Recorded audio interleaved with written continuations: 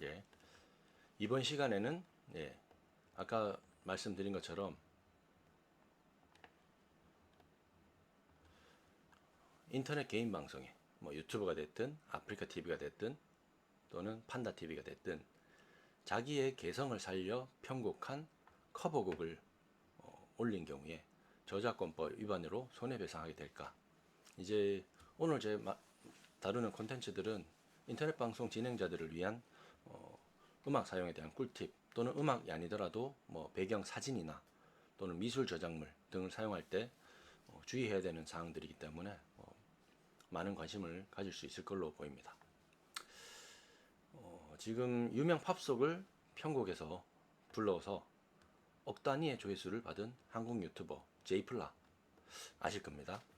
제이플라가 이런 이제 몇 가지 곡들을 자신만의 색깔로 편곡해 불 다음에 유튜브에 올렸습니다. 이게 1억 9천만 회에 달하는 조회수를 달성했습니다. 1억 9천만 회, 뭐 엄청난 조회수죠. 이 외에도 많습니다. 이렇게 지금 나오는 루시드 폰시, 카밀라 카베요, 아리아나 그란데의 이런 곡들을 해외 인기 곡들을 편곡하면서 전 세계 시청자들의 인기를 끌었습니다. 그래서 월드 유튜브 탑 100 아티스트 순위에서 26위에 오르는 저력을 보이면서 편곡 가수로 유명세를 떨쳤습니다. 이렇게 이제 제이플라처럼 단순히 인기 가수들의 노래를 따라 부르는 것에 그치지 않고 자기 개성을 살려 편곡해 올리는 커버곡 부르는 크리에이터들이 점점 더 많아지고 있습니다. 뭐 부르는 거 좋죠. 유명 곡들을. 그런데 이제 문제는 원 저작권자에게 허락을 받지 않고 커버곡을 부른 다음에 유튜브에 올렸다. 이 경우에는 저작권 침해에 해당될 수 있기 때문에 주의하셔야 된다는 겁니다. 이 커버곡이라는 게 우리가 저작권법에서 얘기하는 2차적 저작물에 해당된다고 보시면 되겠습니다. 그러니까 원 저작물, 원래의 음악, 곡을 어떤 편곡, 각색, 변형 등 방법으로 작성한 2차적 저작물인데요.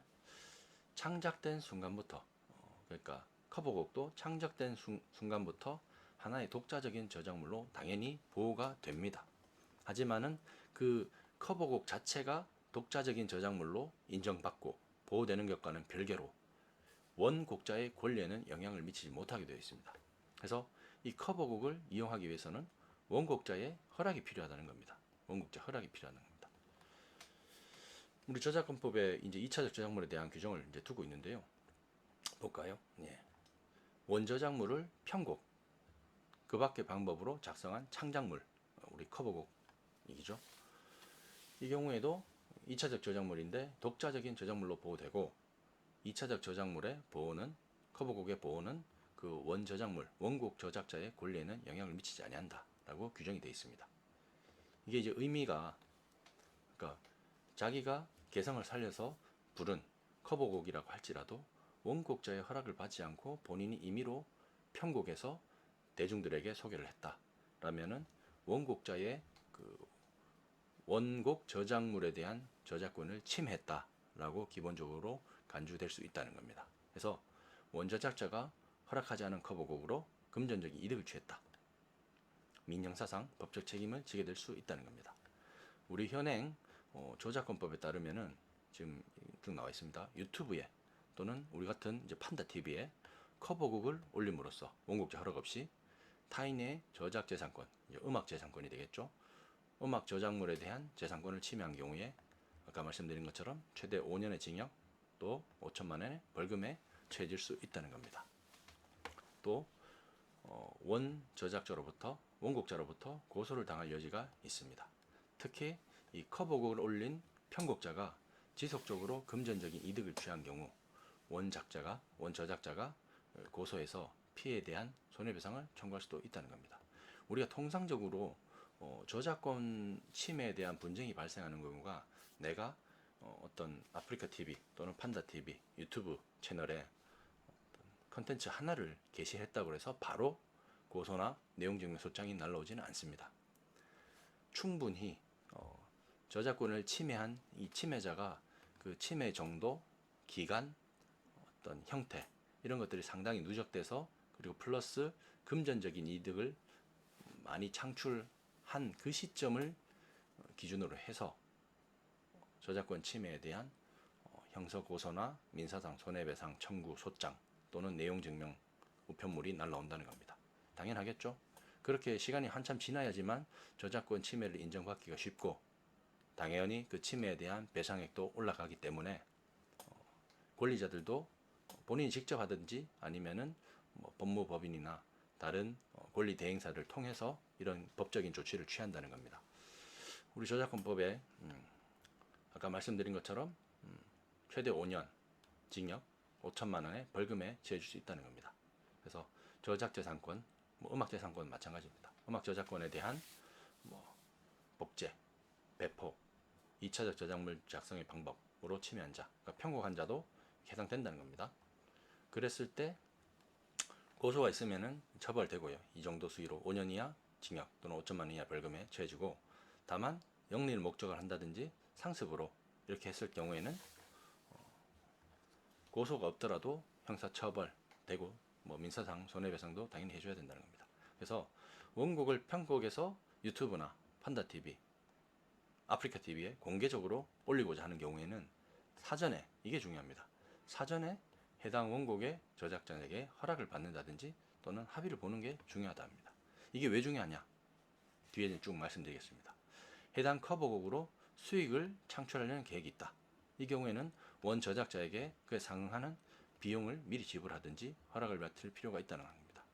보통의 이 저작권 관련된 분쟁 같은 경우에는 이 저작물을 편곡 등 방식으로 침해하더라도 곧바로 민사상 손해배상 청구 또 저작권법 위반의 형사고발이 들어오지는 않습니다.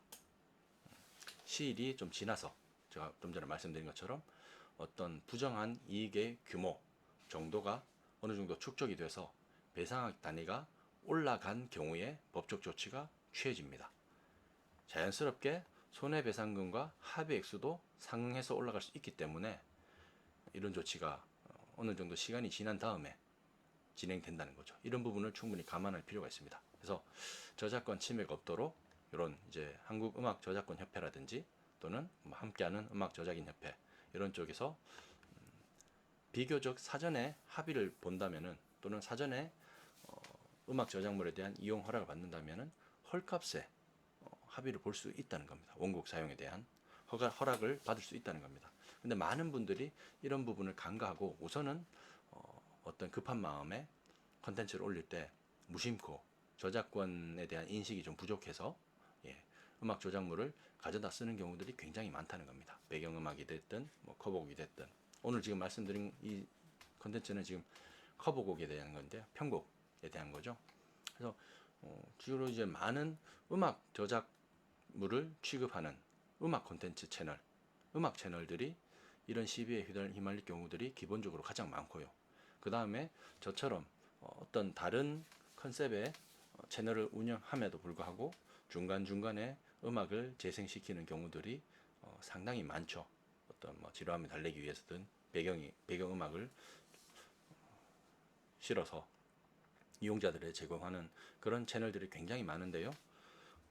제가 장담컨대 어느 정도 수익이 축적된다든지 또는 조회수가 올라간다든지 방문자 수가 많다든지 이런 경우에는 누구든 내용 증명 소장을 받을 수 있고 또 수사기관으로부터 저작권 침해에 대한 고소가 들어왔다라고 하면서 경찰서나 검찰청에 출두해 주시라 출석 요구서를 받을 가능성이 굉장히 많다는 겁니다. 그래서 이런 부분들을 미연에 방지하기 위해서는 사전에 저작물에 대한 정식 이용 허락을 받아야 된다는 거고, 사전에 정식 이용 허락을 받으면은 아무래도 뭐 채널을 이제 준비하는 단계이기 때문에 합의금, 사전에 허락을 받기 위한 합의금 내지는 사전에 음악 저작물을 사용하기 위한 사용료 수준 자체가 굉장히 낮다는 겁니다. 그래서 이런 부분들을 좀 염두에 두시고서 음악 저작물을 사용하는 음악 컨텐츠를 운영하시든지 채널을 운영하시든지 아니면은 그게 아니더라도 음악 채널이 아니더라도 배경음악으로 수시로 틀어서 재생을 하실 때도 이런 시비에 휘말리지 않게끔 미리 좀 주의를 하실 필요가 있다는 겁니다. 그래서 뭐 제가 이제 크리에이터 관련된 저작권에 대해서는 자문도 많이 해주고 있는데요. 저는 김진욱 변호사입니다. 예, 김진욱 변호사입니다. 그래서 유튜브 저작권이라든지 크리에이터 저작권 문제, 또 편곡 저작권 문제, 커버곡 저작권, 그 외에 뭐 음악 저작권 등등에 대해서 쭉 자문을 해주고 있습니다. 그래서 한번 이런 부분들을 관심 있게 한번 보시면 어떨까 싶네요.